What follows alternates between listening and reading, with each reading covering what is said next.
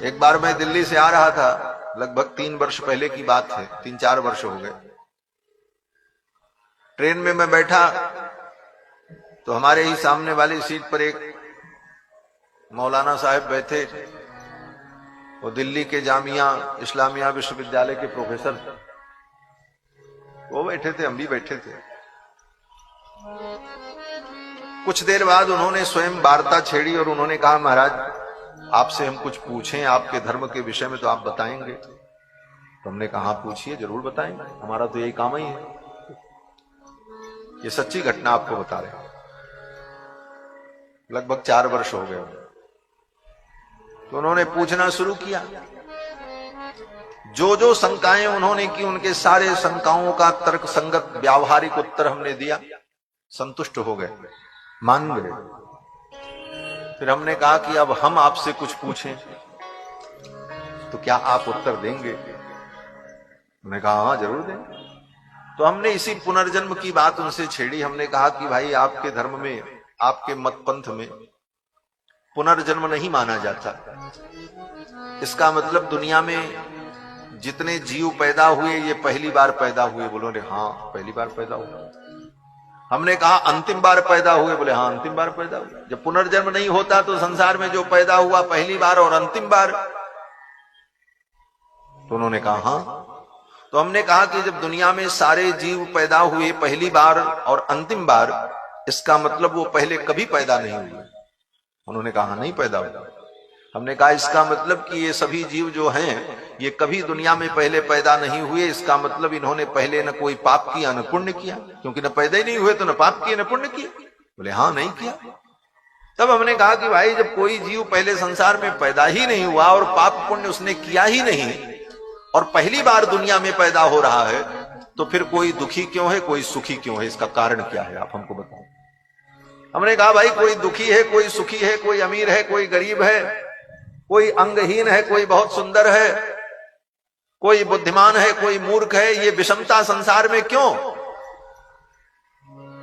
एक व्यक्ति खाने के लिए तड़प रहा है और एक व्यक्ति बोले वो जो चाह रहा वो उसे मिल रहा है। ये अंतर उन दोनों में क्यों हुआ? उसे दुख क्यों मिल रहा है और उसको सुख क्यों मिल रहा है? उन्होंने कहा ईश्वर ने जिसको जैसा बना दिया। हमने कहा फिर तो वो ईश्वर पागल है।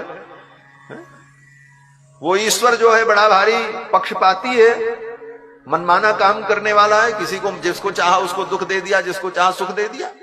फिर तो तुम्हारा ईश्वर भी निष्पक्ष और दयालु नहीं सिद्ध होगा।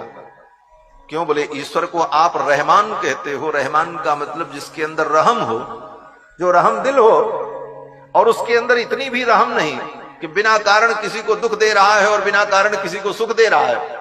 तो ऐसे विषम ईश्वर में किसकी श्रद्धा होगी? चुप हो गए, उनके पास कोई उत्तर नहीं। हमने कहा भाई संसार में कोई दुखी कोई सुखी। हमने ये भी कहा, हम ये बताओ ये जितने पशु पक्षी होते हैं क्या इनके अंदर भी रूह होती? बोले हाँ रूह तो होती है इनमें। हमने कहा फिर एक कुत्ता जो है डंडा खाता है और एक कुत्ता गाड़ी में बैठ करके दूध रोटी खाता है और घूमता है, तो ये अंतर क्यों हुआ? उसने क्या अपराध किया था कि तुम्हारे ईश्वर ने, तुम्हारे परमात्मा ने उसको ऐसा बनाया कि वो डंडा खा रहा है? और इसने कौन सा अच्छा काम किया था कि इसको दूध रोटी मिल रही? अगर ईश्वर अपने मन से ऐसा करता है तो ऐसा मनमाना ईश्वर, मनमुखी ईश्वर, ऐसे ईश्वर के चरणों में जाने का कोई फल नहीं होगा, क्योंकि उसको जो करना वही करेगा। तो फिर तुम्हारे करने से कुछ होने ही वाला नहीं। इन सारे प्रश्नों का उत्तर उनके पास नहीं था। उन्होंने कहा इस तरह से तो हमने कभी सोचा ही नहीं। हमने कहा सोचिएगा। और भी बहुत सारे प्रश्न उनके सामने हमने उपस्थित किए, लेकिन किसी भी प्रश्न का वो सही उत्तर नहीं दे सके, क्योंकि ये सब मत पंथ जो दुनिया के हैं सब तर्कहीन है। इनके पास कोई तर्क नहीं है, बस लकीर के फकीर हैं कि कह दिया हमारे आलम ने तो हम उसको मान रहे हैं। बस तर्क तो हमारे यहां तो तर्क एक शास्त्र ही है। हर चीज को तर्क की कसौटी पर कस करके तब उसे स्वीकार किया जाता है। यस तर्केण अनुसंधत्ते सधर्मो वेदनेतर। श्री मनु जी महाराज कहते हैं कि अपने अनुमान प्रत्यक्षादि तर्कों के द्वारा, प्रमाणों के द्वारा आप किसी को समझ करके और उस पर विचार करके उस धर्म को स्वीकार करें।